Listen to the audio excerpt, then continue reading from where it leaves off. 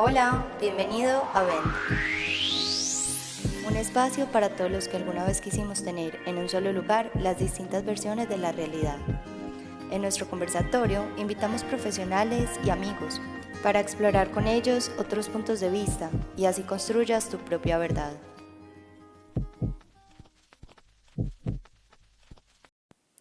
En este episodio de Vent vamos a hablar de las adicciones. Creo que es importante hablar de este tema porque es algo prevalente en nuestra sociedad. Probablemente alguno de nosotros ha conocido a alguien con un problema de adicciones o ha escuchado de alguien lejano con este problema. Y finalmente no sabemos cuándo vamos a ser nosotros o alguien de nuestro círculo cercano el que tenga este trastorno de uso de sustancias. Y me gustaría ofrecer herramientas para que el día de mañana podamos saber identificarlo y podamos saber abordarlo en un círculo de familia, de amigos o finalmente con nuestro paciente dentro de un consultorio. Para conversar de una forma muy clara sobre este tema, invité a la experta Marie-Claire Berruet, toxicóloga clínica y epidemióloga de la Universidad CES, y mi profe de toxicología del pregrado de medicina. Y con ella conversamos del aumento del consumo de drogas que se dio en la pandemia, las sustancias adictivas más comunes en nuestro país, cómo se ve o cómo podemos reconocer a una persona adicta o con un trastorno al uso de sustancias, cómo podemos ser red de apoyo para una persona con esta enfermedad y finalmente desmitificamos un poco el estigma social de un paciente adicto y la rehabilitación.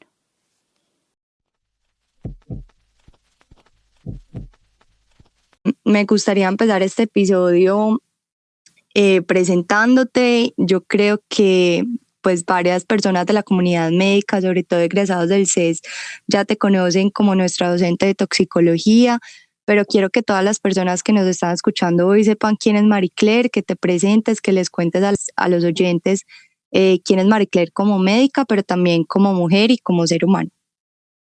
Bueno, entonces, ¿qué te cuento de Marie Claire? Yo soy una mujer que desde muy pequeñita tuve un enamoramiento por la medicina y por la docencia. Mi mamá es profe y mi papá es médico. Entonces, medicina fue como mi opción natural desde que yo tengo como memoria. Recuerdo que mi opción era medicina y digamos que en la escogencia de mi especialidad me gustaba todo de medicina, sabía que no me gustaban las quirúrgicas, pero toxicología me parecía como un área retadora que trabajaba como mano a mano con las otras especialidades, tenía el poquito de urgencias que me gustaba, el poquito de medicina interna, de las subespecialidades, y esa fue digamos, mi elección. Y digamos que con el tiempo, volviéndome profe y trabajando en la asistencia, que ha sido para mí una bendición, pues como tener juntas esas dos cosas, vi la necesidad de epidemio, terminé epidemio y bueno, acabamos.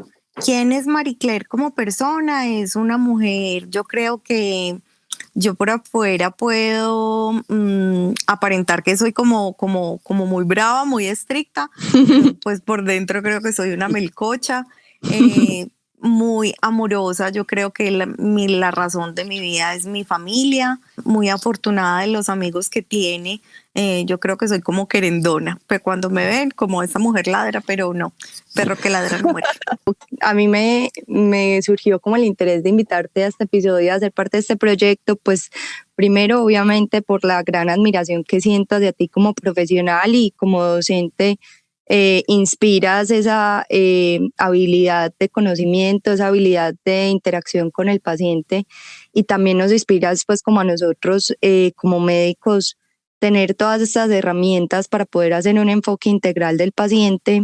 Y por eso pues me pareciste como la candidata perfecta para hablar hoy de adicciones, que es un tema que me parece que ha cobrado mucha más relevancia en los últimos 2 años, después de la pandemia nos tocó vivir como humanidad, todo por la parte de quedarnos en la casa, cuidarnos, y toda esta parte de cuarentena ha aumentado los trastornos psiquiátricos, la violencia intrafamiliar, la depresión, la ansiedad, el estrés postraumático, y en esta parte cobran más relevancia también las adicciones. Me gustaría entonces que empecemos de pronto el episodio contándole a las personas que no saben qué es una adicción, cómo se define esta y a qué sustancias principalmente se dan en nuestro país las adicciones. Muy bien. Entonces, lo primero que deberíamos comenzar es recordando que hay ya una corriente y muy fuerte que empieza a sugerir como el cambio de nombre de una adicción. Entonces no está mal el término adicción porque se sigue utilizando en la literatura, pero el término que en este momento, digamos, comienza a coger más fuerza es el trastorno relacionado con una sustancia. Los trastornos relacionados con sustancias, cuando uno se va a textos de referencia como el DSM-5, que es un texto de referencia como para los no psiquiatras, y uno mira qué es un trastorno relacionado con sustancias, le dice, vea, usted puede tener ese trastorno que ya vamos a hablar como de esos criterios a muchas sustancias. ¿Cuáles son las que ellos mencionan? Una que casi siempre pasamos por alto y es la cafeína, con ella comienzo, la marihuana, el alcohol, los alucinógenos, los opioides, los sedantes, que es lo mismo que los hipnóticos, y los estimulantes. Dentro de esos estimulantes uno puede meter a medicamentos como la cocaína y las anfetaminas. Pues entonces miremos qué es lo que pasa en el mundo. Entonces en el mundo, Diana, vos tenés toda la razón. Este COVID nos pasó una cuenta muy alta y una de esas cuentas fueron, digamos, como los problemas asociados a la salud mental. Algunos hablan que esa es la pospandemia y digamos como que una de las oleadas después de lo que nos dejó el COVID-19. Entonces, lo que se comenzó a ver es que se aumentaba la frecuencia de consumo y el informe de drogas del 2021 dijo, vea, el problema es tan grande como que se calcula en el mundo, y mira que aquí siempre hay un subregistro muy grande, que 275 millones de personas utilizaron drogas en el último año, o sea, en el 2020. Y más de 36 millones tenían un trastorno por consumo. Entonces, fíjate, Diana, que es diferente yo decir yo consumí alcohol a que yo tengo un trastorno por consumo de alcohol. Pero 36 millones, pues es un número escandaloso, ¿cierto? Sí. Entonces, en el mundo, digamos que una de las cosas que preocupa y que va con la legalización del cannabis es que se aumentó el consumo de cannabis. Se cree que 4% de la población mundial, ¿cierto?, tiene un trastorno asociado como al consumo. Se aumentó, digamos, en comparación a los otros años o a la década pasada del consumo, y una de las cosas que llama la atención para este tiempo con cannabis, para el mundo y para Colombia, es que hay una mayor percepción de seguridad. Pero mírame, no se hace la diferencia entre cannabis y cannabis medicinal, sino el cannabis es bueno. O sea, todo eso quedó como en el mismo costal. La cocaína es un problema en el mundo, es más problemática en países productores como nosotros, como Colombia. Entonces, en el mundo, en estos últimos 2 años, hubo países que mostraron una disminución del consumo, ¿cierto? Otros países aumentaron el consumo, como Colombia. Y con los opioides y los hipnóticos, sabes que hace mucho tiempo venimos escuchando algo que se llama como la epidemia de los opioides en Estados Unidos. Entonces, algunos autores dicen, mire, casi 62 millones personas usuarias de opioides con fines no médicos había en el 2019, un 1.2% de la población del mundo. O sea que sí, el problema de las drogas es un problema en el mundo que comenzó Yo creo que es una epidemia que tiende a crecer y tiende a crecer ¿por qué? Por las nuevas drogas y que por ahora no está disminuyendo, que nos va a producir muchísimos problemas. Y entonces, ¿cuál es el rollo en Colombia? En Colombia, las sustancias más consumidas, aquí hubo una encuesta un poquito, pues ya está como viejita, pero se llama la encuesta ENSPA, que la hizo el Ministerio de Justicia y decían, vea, ¿qué es lo que más hay? De sustancias legales, porque también generan trastornos. Entonces, claro, el cigarrillo, que llamó la atención de esa encuesta, que aumentaba la frecuencia de cigarrillo electrónico. Entonces, es como si Colombia copiara modas de otros países. Esto ya pasó en Europa, esto ya pasó en Estados Unidos. En Colombia viene para arriba. ¿Qué llama la atención en otras sustancias? Y el alcohol aumentó la prevalencia. O sea, se aumentó la frecuencia de consumo de alcohol. Y dentro de las ilegales, como siempre van puntuando, cannabis, cocaína, y comienzan a aumentar los medicamentos hipnóticos que se utilizan pues como con fines recreacionales.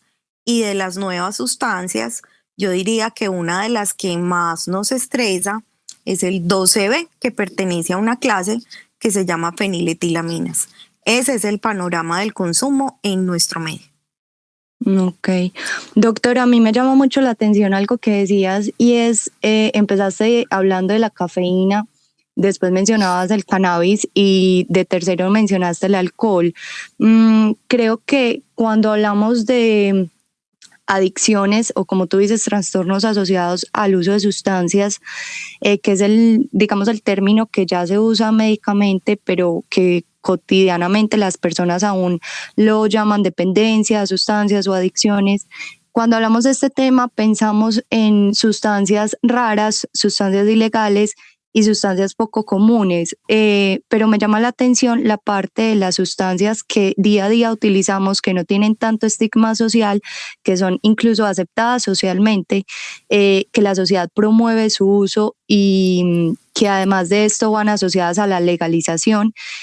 Aquí entraría de pronto la marihuana o el cannabis, ya sea medicinal o recreativo, que en estos momentos está en debate de legalización en nuestro país y pues lo ha estado durante varios años ya. Entonces me gustaría saber como tu opinión acerca de estas sustancias que de pronto usamos más frecuentemente, que no tienen tanto estigma social y que de pronto se nos pueden como pasar por debajo de cuerda y que su adicción o su dependencia de estas pasa desapercibida porque se considera más cotidiana o más normal. Entonces, me encanta como ese punto que tocas, Diana, porque muchas veces como que cuando hablamos de sustancias, es como si fuera bajo un filtro y decimos, esta no es tan mala. Entonces, eso lo volvemos parte de la normalidad. En esa parte de la normalidad hemos metido la nicotina, la cafeína, el alcohol. Entonces, de ahí un mensaje. El mensaje es que ahí hay un riesgo porque estamos como normalizando el consumo, o fue algo que se vio, digamos, como en esta pandemia. Se normalizó el consumo de nicotina, se normalizó el consumo de alcohol. Entonces, digamos que la pregunta es, bueno, es que no eran como tan malas como la cocaína, pero si usted mira a largo plazo y mira la cantidad de sustancia que entra un fumador, pensemos en un fumador promedio, un paciente que se fuma una cajetilla de cigarrillos al día, 20 cigarrillos al día, o vapea. Ese paciente, por cada cigarrillo, puede hacer unas 5 o 7 inhaladas. Entonces, mira que los daños dependen mucho de las dosis que ingresan al organismo. Así que con alcohol y con nicotina tenemos grandes problemas. Preocupa, digamos, el aumento. Las enfermedades cardiovasculares son la primera causa de muerte y preocupa la asociación con esas enfermedades cardiovasculares, con las enfermedades hepáticas. Y sobre todo con el alcohol, no podemos dejar al lado que el alcohol muchas veces está siendo parte o en una gran cantidad de pacientes de algo que conocemos como patología dual. La patología dual es la presencia de un trastorno, digamos, por un uso de una sustancia, cualquiera que sea. Escogí el alcohol porque aumentó mucho la prevalencia, y un trastorno en el afecto, un trastorno en la esfera mental, por ejemplo, una depresión. Eso es una patología dual. Entonces, ese sería el primer mensaje. No las podemos normalizar y hay que pensar en los riesgos de ella, inclusive hasta en los riesgos de la cafeína, que ahora vos ves este aumento de productos con cafeína que hay por todos los lados.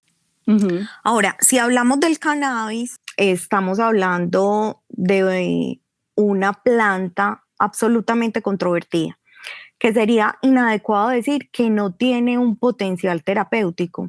Entonces, me gusta decirle a la marihuana como la planta de las 100 moléculas, de las 1000 moléculas, dicen algunos. Es decir, hay una gran cantidad de metabolitos, de fracciones de la planta con diferentes propiedades. Entonces, hay unas como el cannabidiol que tienen y se ha probado un potencial terapéutico. Me parece también necesario precisar que no se puede generalizar que es la panacea. No existe la cura mágica, no existe el medicamento para manejar todos los tipos de epilepsias, para manejar todas las alteraciones del ánimo, para manejar todos los tipos de dolor. Tiene un potencial terapéutico en ciertos escenarios bajo prescripción médica.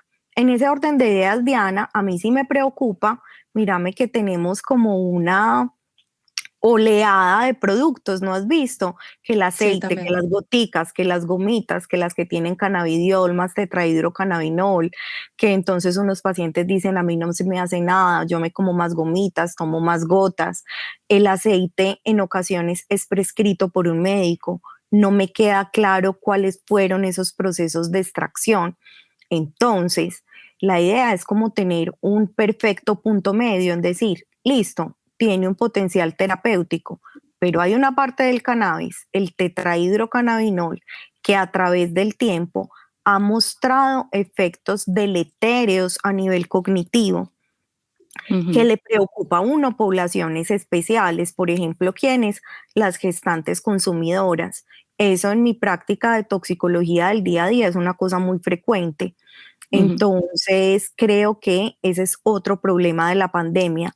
Lo normalizamos, ¿cierto? Entonces empezamos como, no, es que yo estoy buscando dormir, estoy buscando estar más relajado, pero ese es un problema con todos, inclusive con los medicamentos para dormir.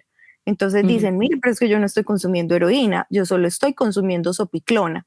Ese es un medicamento para dormir, pero si lo estás haciendo fuera, digamos, de la supervisión médica, con otro propósito, si estás aumentando dosis, hombre, tenés un problema. A mí me encanta que hablemos un poquito como de esa normalización del uso de sustancias, sobre todo porque me parece que hay un tema muy delicado y es, Doc, la parte de cuándo identificar que estoy adicto o que tengo una dependencia a una sustancia, ya que no solamente la persona que tiene este trastorno de uso de sustancias va normalizando su consumo y va poniendo, digamos, excusas o va encontrando cómo normalizarlo, sino que además, como decíamos, hay sustancias que son normal su uso e incluso la sociedad la promueve o promueve el uso de esta sustancia como la cafeína, como el alcohol, como en algunas culturas el cannabis. Entonces, ¿cómo la persona puede identificar o puede cuestionarse si realmente tiene una adicción o un trastorno asociado a este uso? Listo. Entonces, para responderte eso, te voy a combinar como unos términos que anteriormente utilizábamos, que ya no se utilizan tanto, pero me parecen muy claros para los pacientes. Y es uso, abuso y dependencia. Y luego te Ujú. cuento como los criterios actuales, pues, del trastorno por uso de sustancias. Entonces, ¿qué Ujú. es un uso? Es cualquiera de nosotros hemos sido usuarios de alcohol. Sí. Tomamos una cerveza, usted es usuario. Ahí no hay daño, no hay daño al organismo, no hay cambios en el comportamiento, no hay un patrón, listo. Y usted y muchas personas pueden mantener ese uso. Ojo, acá hay una cosa importante. En un uso no hay un patrón. ¿Cómo así que un patrón? Aquí se bebe todos los viernes, haya o no hayan personas. Cuando usted empieza cada viernes, cuando usted empieza con fidelización, yo solo tomo vodka, yo solo tomo esto, y estás viendo que hay un viernes que es que no sos capaz de parar. ¿Por qué? Porque es que es viernes. Ahí estás mostrando un patrón. Entonces, hablamos de abuso cuando ya empieza a existir un patrón. Hay un tiempo que no tiene que ser diario, pero vos empezaste a exhibir ese patrón por lo menos un año. Entonces, venga, es que yo casi todos los días tengo que tomar pastillas para dormir. Bueno, y ahí hay un problema, ¿cierto? Sí. En el abuso ya vienen los problemas en tus diferentes áreas como persona. Ay, me quedé dormido y no fui a dar clase, no fui a turno, se me pasaron las copas y esa persona estuvo agresiva, estuvo irritable, dijo lo que no tenía que decir. Hay problemas familiares, hay deudas. Se comienza a ver que esa persona pasa mucho tiempo y empieza a invertir su energía en esa sustancia. Entonces había muchas cosas, por ejemplo, antes, Diana, que te gustaban.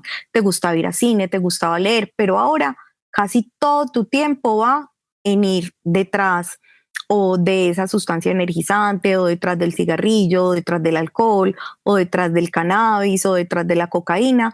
Ahí estamos hablando de un abuso. Más problemas. Y la persona lo comienza a hacer a pesar del problema. Hey, Julanito, mira, estamos notando eso. Y casi siempre lo que uno ve o la respuesta es irritabilidad. Yo me defiendo. Y yo quiero que entendamos por qué nos defendemos, y es porque como seres humanos siempre vamos en búsqueda del placer.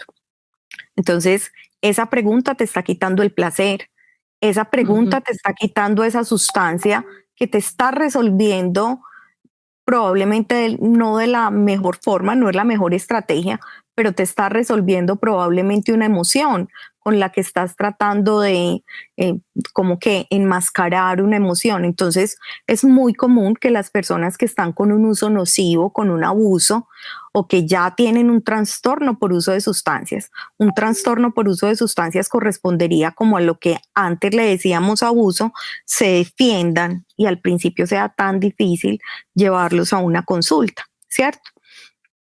Y por último, digamos que viene la dependencia. Los criterios de dependencia también hacen parte de los criterios actuales de un trastorno por uso de sustancias. Y básicamente, ¿qué marca una dependencia? Lo que mencionaba anteriormente, entonces ese patrón, esos problemas asociados, malestar, digamos, clínicamente significativo cuando no está esa sustancia. Entonces, a la dependencia le atribuimos dos características más, y es que yo tengo tolerancia. ¿Y qué es tolerancia? Es que consumo más cantidades de la sustancia para lograr el mismo efecto. Y tengo abstinencia. ¿Y qué es abstinencia? Lo que te decía ahorita, cuando no tengo esta sustancia, tengo un malestar clínicamente significativo. Para las personas, Doc, que no están como familiarizadas con el síndrome de abstinencia o que no pertenecen a la comunidad médica, ¿cómo pueden identificar en casa si ellos o alguien cercano está teniendo un síndrome de abstinencia para buscar ayuda profesional? Muy bien. Entonces, un síndrome de abstinencia es un conjunto de signos. ¿Y qué son signos? Manifestaciones o cosas que diga que siente el paciente. Entonces, un síndrome de abstinencia, lo primero que yo quisiera resaltar es que no es una sola cosa aislada. Él se está volviendo más mal genio. No. Entonces, en un síndrome de abstinencia hay mezclas de manifestaciones. Entonces, ¿qué podemos ver? Las sustancias las vamos a dividir en sustancias depresoras, como los opioides, donde está la heroína, el tramadol, donde está el alcohol, donde está la zopiclona, donde están las ruedas o benzodiazepinas. Y los síndromes de abstinencia, esas sustancias son depresoras. Entonces los síndromes de abstinencia son todo lo contrario. Entonces son personas que se pueden poner más agitadas, más irritables, más agresivas, sudorosas, temblorosas, se les aumenta la frecuencia cardíaca, se les aumenta la presión arterial. Y para todas las personas que no hacen parte, digamos, del gremio médico, eso sí lo podemos identificar y eso amerita llevar a esa persona a un servicio de urgencias, porque ese tipo de abstinencias, la más común para nosotros es el alcohol, puede poner en riesgo la vida. Para las otras sustancias también hay síndromes de abstinencia. Hay síndromes de abstinencia a la cafeína, a la nicotina, que es el cigarrillo, a la cocaína, al cannabis. Puede que no pongan en riesgo la vida de la persona, pero sí le generan como un disconfort clínicamente significativo. ¿Cómo así? Están irritables, dejan de dormir, hay cambios en el apetito. Entonces, cuando uno comienza, digamos, a sumar punticos, este sí se volvió como más genio, más mal genio, está como con problemas de dormir, está con problemas para concentrarse, está con un mal rendimiento o en la parte académica o en la parte laboral. Esos son banderitas rojas que ameritan que esas personas consulten y se les haga pues como un tratamiento individualizado. Perfecto. Doc, yo creo que cuando estamos frente a un paciente o un familiar o un amigo o un conocido que tiene un trastorno de uso de sustancias, sea la que sea, creo que pues se nos presenta una gran dificultad y es cuando ya tú lo identificas, pero tú no eres el que tiene la adicción, sino que eres alguien externo a toda esta situación, cómo intervenir o cómo hacerle ver a esta persona que tiene un problema de salud y que tiene una adicción a la sustancia, ya que como mencionabas previamente, todos estamos en búsqueda del placer. Asociado a este trastorno se da esa irritabilidad cuando las otras personas te muestran que hay un problema con la frecuencia o con el uso de la sustancia a la cual pues tienes la adicción. Entonces, ¿cómo podemos ser red de apoyo, como en vez de generar más daño o más dificultad para que esa persona busque ayuda, como médicos y también como acompañantes, cuidadores, familiares o amigos, podemos generar un efecto positivo en la recuperación de estos pacientes? Una pregunta muy interesante y muy compleja también, pero entonces yo pensaría que tiene como 3 puntos, ¿cierto? El primero será como empatía. Y entendamos empatía como esa habilidad de entender y compartir los sentimientos del otro. Entonces, yo sé que estás en un mal momento. Entonces, primero, ojo, aquí no podemos combinar, es el proceso de él, es el proceso del paciente o de ese acompañante o de ese amigo que yo decidí acompañar. Es el proceso de él y yo le entiendo y estoy ahí con una actitud como genuina de escuchar, pero es tu proceso, porque muchas veces nosotros adoptamos y muchas veces como los médicos el papel de salvador, entonces vamos a hacer esto, entonces las cosas van a ser así y aquí todo esto parte del individuo, de quién es el que lo consume, porque el individuo está hay veces como en diferentes fases, Diana. Algunos estudiosos de esto han hablado, digamos, como de unas fases que son precontemplación, contemplación, preparación para la acción, acción, mantenimiento, caídas y recaídas. Pues cuando yo estoy en una precontemplación, el problema no es conmigo, oigan a mi mamá de qué es lo que me está hablando. Entonces yo simplemente me voy a defender. Y lo que es importante que nos escuchen en este podcast es como la idea es empatía. Yo sé que estás en ese momento. Para los papás será muy importante marcar la norma. Marcar la norma no tiene que ver con nada punitivo ni agresivo. Y muchas veces lo que voy a decir, muchos van a decir, ay, pero tan difícil, pero es necesario. Y es como la paciencia y el persista. Tú has visto que hay momentos, hay días que tenemos como malos momentos, ¿cierto? Claro.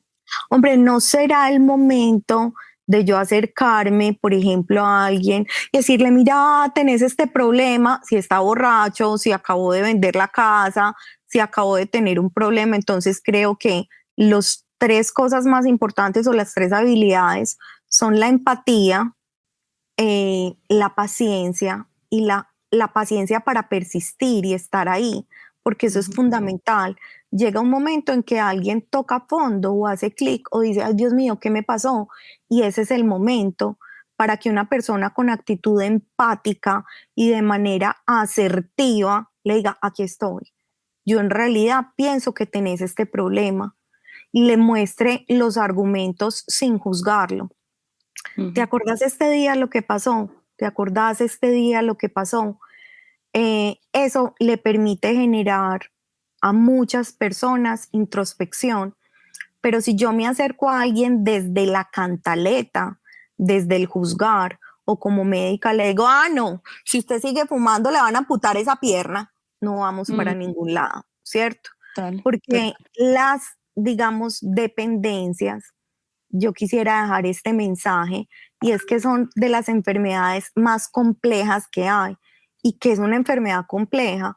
Una enfermedad compleja es que tiene una parte biológica, ahí está la genética, ahí está las comorbilidades del paciente, tiene una parte que depende de la sustancia, y tiene una parte, digamos, donde está lo social, los recursos que tiene esa persona, los recursos para todo, desde consumir la sustancia hasta poder ir a un médico, cuáles son sus amigos, es una persona que tiene acceso a la educación, sí o no. Entonces, por eso las dependencias son tan complejas, y yo creo que no solo como médicos, sino como personas, esos pacientes necesitan contar con la mejor parte de nosotros, como con la parte más bondadosa, con la parte más paciente, con la parte más resiliente.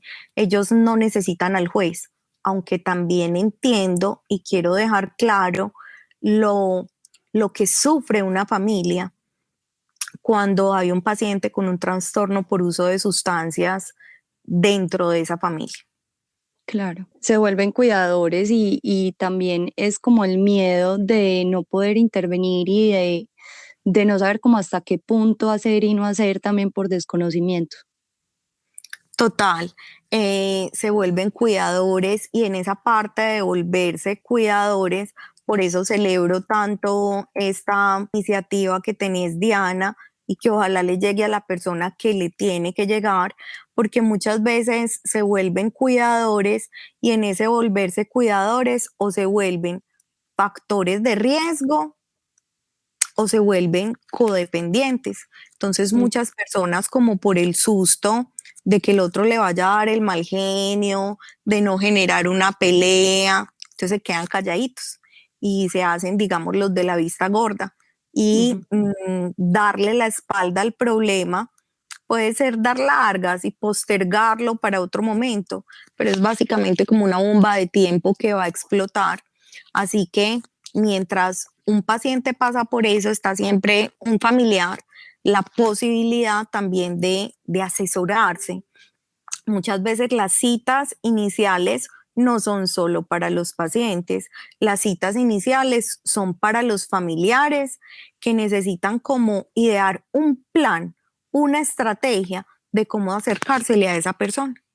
Ujú, de cómo hacer esa intervención de forma positiva, como le estábamos diciendo, y no deletérea.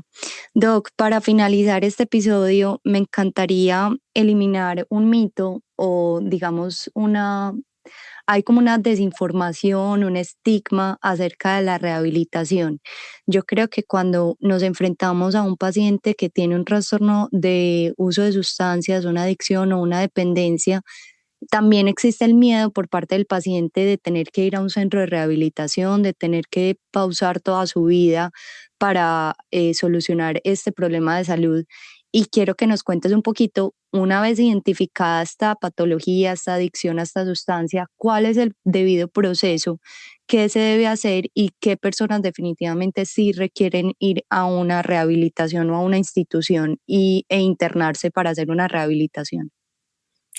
Bueno, Diana, entonces los tratamientos en los trastornos por uso de sustancias, como te decía, entonces son enfermedades complejas. Como son complejos, ojalá, idealmente, involucren a varios profesionales del sector salud.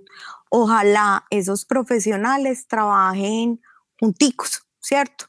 Ujú. Se hablen, no, digamos, fraccionen al paciente, sino que hagan un grupo. En ese orden de ideas, tenemos de los, digamos, profesionales importantes desde el punto de vista ambulatorio, psicología, psiquiatría y toxicología, que trabajamos muy, muy de la mano. Entonces, Ujú. usualmente, por ejemplo, los pacientes acuden a alguno de los tres y cada uno, desde su saber, puede iniciar el proceso, pero ojalá en un momento lleguen a confluir los tres. No siempre necesitamos empezar a trabajar los tres al tiempo, pero como es tan frecuente la patología dual, por eso vas a necesitar al toxicólogo y al psiquiatra, ¿cierto? Ujú. Y como las dependencias son más allá de un asunto meramente biológico, tenemos que trabajar la emoción y por eso el psicólogo es fundamental. En ocasiones llegaremos a requerir inclusive terapia de familia. Entonces, eso es lo que hay veces hace que no todos tengan, no, por ejemplo, todas las aseguradoras les puedan asegurar todos esos profesionales y no Ujú. siempre todas las personas tengan acceso, que eso sería lo ideal. Sí, total. Em, Ahora, ¿quién necesitaría la parte hospitalaria? La parte hospitalaria sería para el paciente, ¿cierto?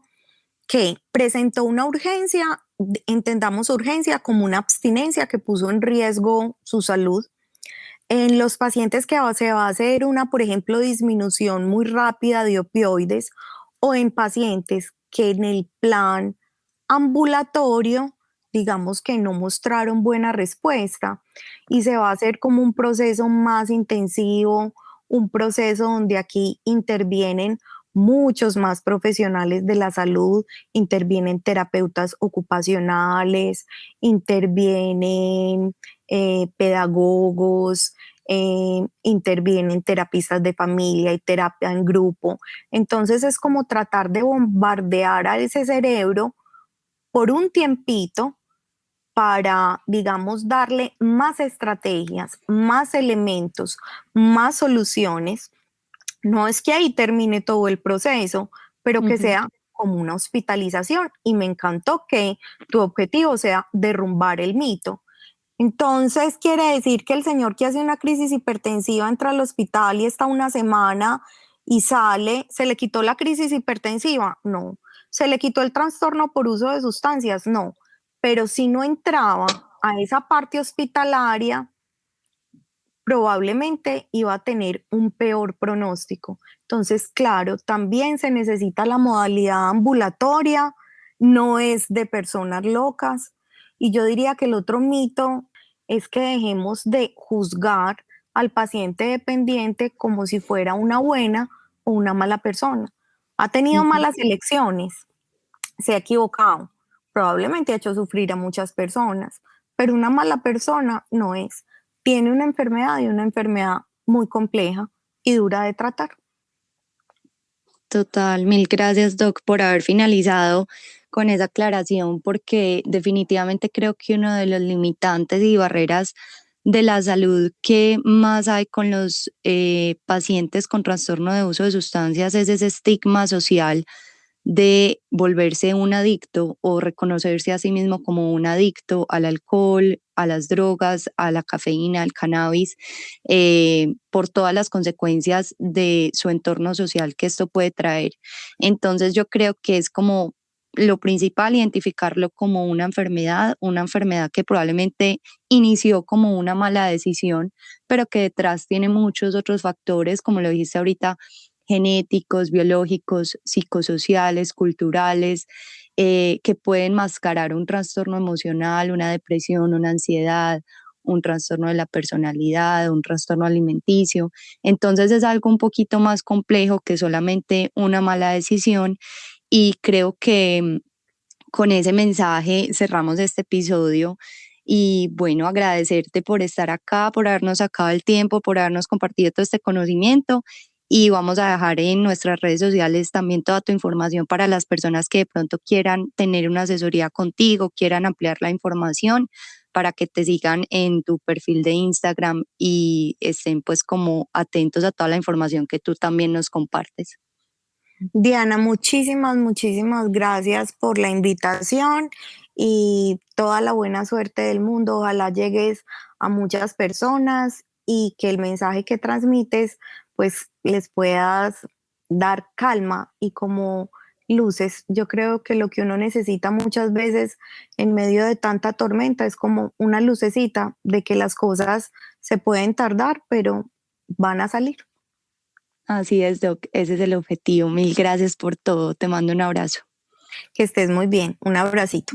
Bueno, también me encantaría darte las gracias a ti que nos estás escuchando por haber llegado al final de este episodio. Y si conoces a alguien que le pueda servir la información que hemos compartido en este conversatorio, puedes compartirlo a través de nuestras redes sociales o a través de la plataforma que nos escuchas.